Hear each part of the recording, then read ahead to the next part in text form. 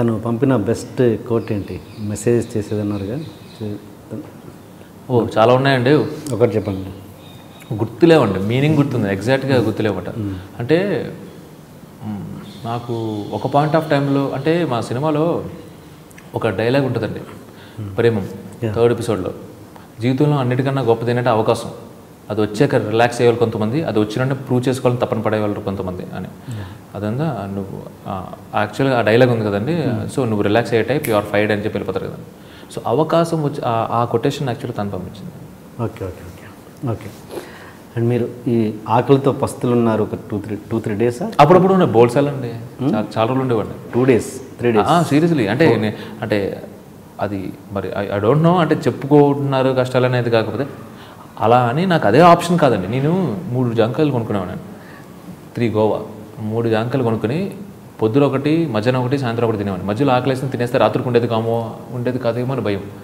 నా దగ్గర డబ్బులు ఉండేవి కాదండి, నేను అడిగితే ఇచ్చేవాళ్ళు బోల్డ్ మంది ఉన్నారు. కాకపోతే ఊరిని క్లాసులు పీకేస్తారండి, ఏ అవసరమారా నీకు అని చెప్పి. ఇంకా ఆ క్లాసులు వినడం ఎందుకు అని అంటే, కానీ సినిమాలో అంటే విపరీతమైన ప్యాషన్ ఆర్ఎల్స్ నేను భయంకరమైన స్ట్రగుల్ అయినా అన్నది కాదు, బట్ ఇట్ హ్యాపెండ్. అది ఎవరికన్నా అవుతుందండి ఇండస్ట్రీలో.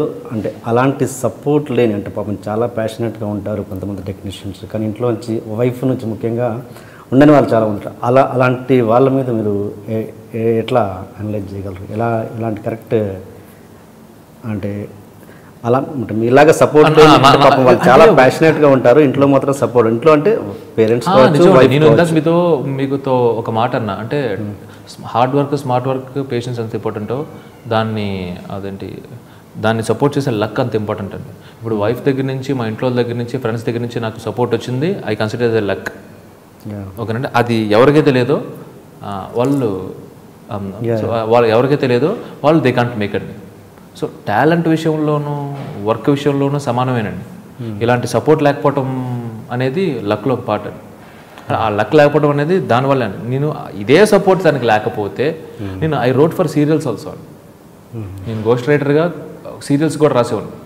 ఇనీషియల్గా సీరియల్స్లో తీసేసారు, ఎందుకంటే చాలా పెద్ద మ్యాటర్ రాయాలి. ఇక్కడ సినిమాలు ఏంటంటే క్రిస్ప్గా రాయడం, టక్ టక్ పంచి డైలాగ్స్ ఉంటాయి కదండి. Too much of influence of మన త్రివిక్రమ్ గారి మీద బాగా ఇన్ఫ్లుయెన్స్ ఉంటుంది, ఆబ్వియస్గా సుకుమార్ గారు త్రివిక్రమ్ ఇన్ఫ్లుయెన్స్ ఉండేదండి, అప్పట్లో ఇంకా ఎక్కువ ఉండేది అనమాట.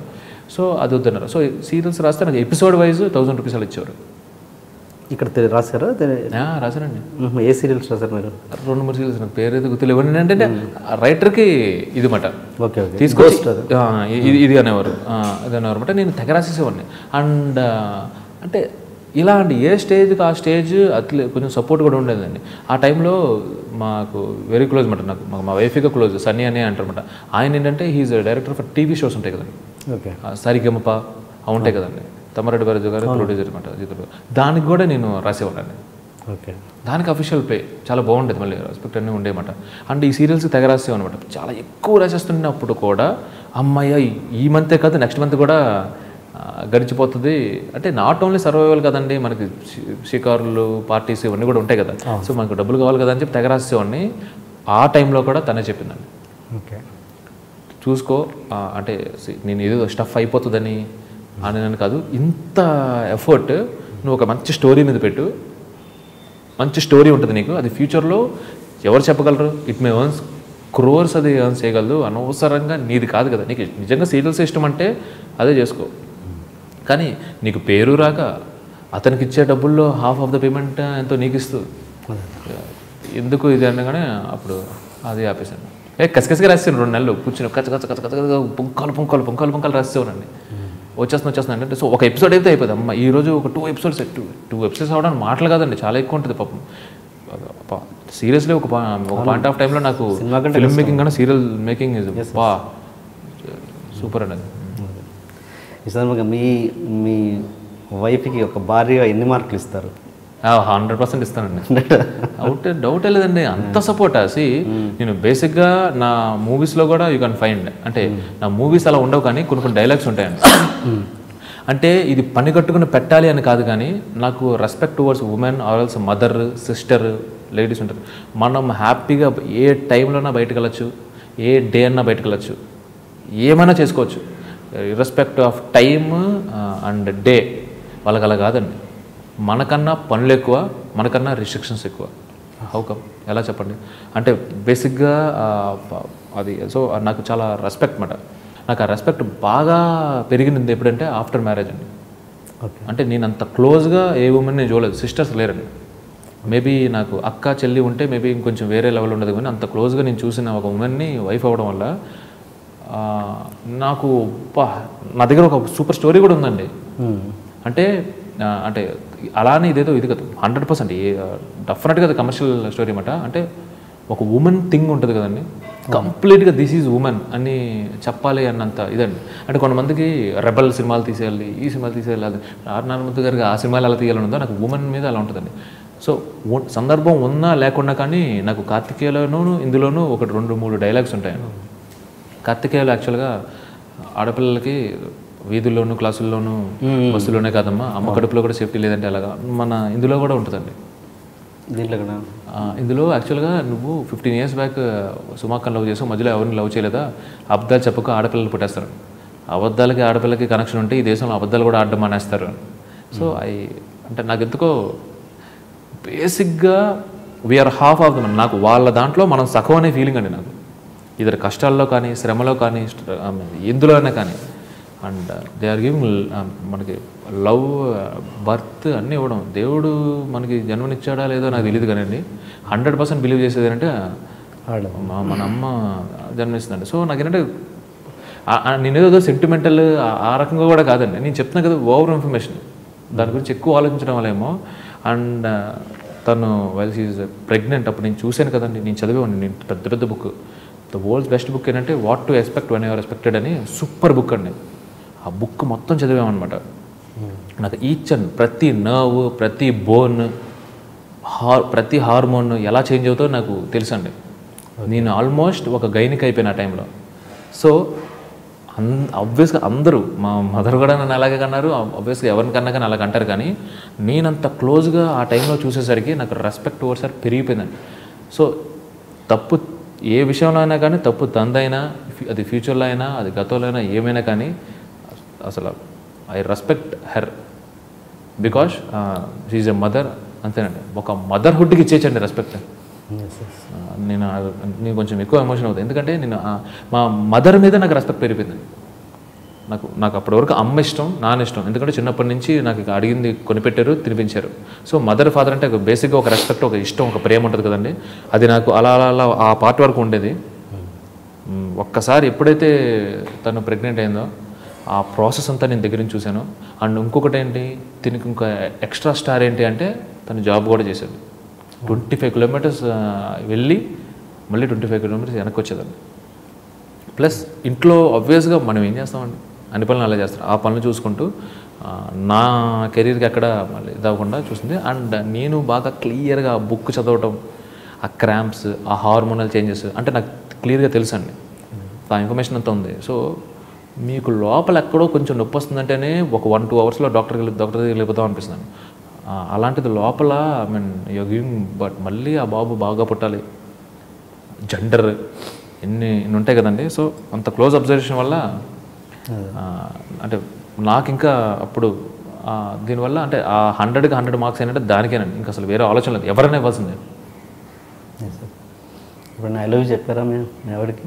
బోల్ సార్ చెప్పారండి, చెప్తున్నాను చెప్పాలి కూడా. అవునండి, ఇప్పుడు చెప్పండి. అలా చెప్పమంటారా? ఇప్పుడు చెప్పండి తనకి డైరెక్ట్గా. అది అసలు సీరియస్లీ అండి, ఐ లవ్ యూ అనే ఆ చిన్న మాట అది సరిపోదండి. ఇంకా చెప్పాలంటే నేను నీకు రుణపడి ఉన్నాను, ఐ ఓ టు యూ. మా తల్లిదండ్రులకి నేను ఎంతలా రుణపడి ఉన్నానో నేను I owe to her. So అండి ఇంకా చెప్పాలంటే ఐ ఓ హర్ అంతే. సార్ అదే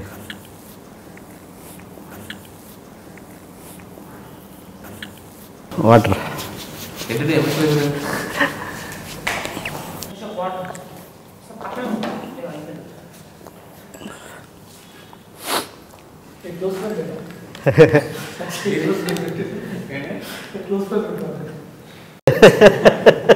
శివ షాక్ అవుతున్నాడు. సరే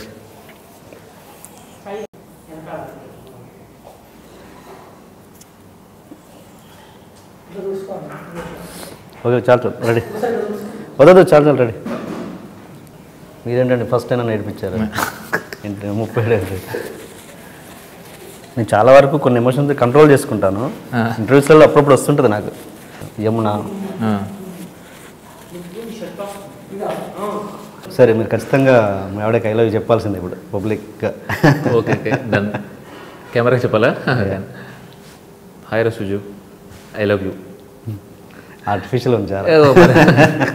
అంటే నేను చెప్తాను కదండి, more than I love her, I love her, I owe her seriously. అంటే ఇప్పుడు నన్ను ఒక స్టేజ్ వరకు మా పేరెంట్స్ తీసుకొచ్చారండి, ఆ తర్వాత తను తీసుకొచ్చింది. సో ఇప్పుడు ఈ స్టేజ్లో నేను హ్యాపీగా ఉన్నాను, మా పేరెంట్స్ హ్యాపీగా ఉన్నారండి. సో ఐ లవ్ యూ అనేది ఎంతవరకు సరిపోతుందండి? ఆబ్వియస్గా ఐ లవ్ యూ పెద్ద, I love you, I mean I love her అందులో పెద్ద కదండి. So more than that I owe her. ఈ మూమెంట్లో నేను ఒకటి చెప్పాలనుకుంటున్నాను. చందు ఒక హస్బెండ్గా కాదు, హీఈస్ మై బెస్ట్ ఫ్రెండ్. అంటే నాకు ఏది ఆనందం, బాధ, సంతోషం ఏదైనా వ్యక్తం చేయడానికి ఒక పర్సన్ ఉన్నారంటే అది ఫస్ట్ పర్సన్ నా మైండ్కి వచ్చేది చందు. ఇద్దరం కలిసి చాలా కష్టపడ్డాం, చాలా చూసాము. బట్ ఆ హర్డల్స్ కానీ, ఆ ట్రబుల్స్ కానీ, ఆ బాధ కానీ ఐ థింక్ అవి ఏ రోజు మన ఇద్దరికి కష్టం అనిపించలేదు. Because that is the reason we're enjoying the happiness today. పాప పుడితే బాగున్ను, ఆ లవ్ అంతా ఎట్లా చూపిస్తాడా ఏంటి, ఎందుకంటే అమ్మాయిలంటే అంత ఇష్టం కాబట్టి ఎంత బాగా చూసుకుంటాడో అనుకున్నాను. బట్ మాకు ఇద్దరు అబ్బాయిలే పుట్టారు. బట్ ఈ విషయంలో బాధపడినా కూడా ఒక రకంగా నేను సెల్ఫిష్, ఎందుకంటే ఆ ప్రేమంతా కూడా ఇంకా నాకే చూపిస్తారు. అట్ ది సేమ్ టైం పిల్లల్ని చూసుకోవడంలో ఒక మదర్గా నేను ఎంతవరకు ఇస్తున్నానో నాకు తెలియదు, కానీ ఫాదర్గా మాత్రం తను చూసే ప్రేమ సమ్టైమ్స్ నాకు అనిపిస్తుంది అంత నేను చూపిస్తున్నానా లేదా అనేది కూడా నాకు అంత డౌట్ వస్తూ ఉంటుంది. So he's a successful father, husband and of course the best friend in my life. I can tell I'm very very lucky. ఇంకో జన్మ అంటారు, అది ఉందో లేదో నాకు తెలియదు. ఉంటే మాత్రం ఐ ప్రే టు గాడ్ ఎప్పటికీ నువ్వే కావాలి. I really love you Chandu. ఒక్కొక్కసారి అనిపిస్తుంది 24 hours సినిమా గురించే మాట్లాడతావు, ఇంకా అపార్ట్ ఫ్రమ్ దట్ ఇంకేమీ అడగవు, మాట్లాడవు అని అనిపిస్తుంటుంది. బట్ నీకు ఇష్టమైందే నేను కూడా మాట్లాడడం అనేది నేను ఇష్టపడడం స్టార్ట్ చేశాను. బికాజ్ ఐ నో మూవీస్ అంటే నీకు ప్రాణం. నేనా మూవీస్ అంటే ఫస్ట్ నువ్వు మూవీస్ అని అంటావు. I really support that. ఎప్పటికీ నువ్వు ఎటువంటి సపోర్ట్ అయినా నా నుంచి నువ్వు ఎక్స్పెక్ట్ చేయొచ్చు. డ్యూరింగ్ మై ప్రెగ్నెన్సీ నువ్వు ఎంత కేర్ తీసుకున్నావో ఒక మదర్ లాగా, అంటే ఏం తింటానో ఏంటి, ఎలా ఆలోచించాలి, ఎంత హ్యాపీగా ఉండాలి, ఇవన్నీ కూడా ఎంత బాగా చెప్పావంటే ఒక డాక్టర్ కంటే ఎక్కువగా నన్ను బాగా చూసుకున్నావు, ఒక మదర్ లాగా చూసుకున్నావు. అంతకంటే ఇంకా ఒక అమ్మాయి ఏం ఎక్స్పెక్ట్ చేస్తుంది. ఈరోజు ఆ ఇద్దరు పిల్లల్ని చూస్తే the affection what you gave like during my pregnancy I just can't forget in my life time. That's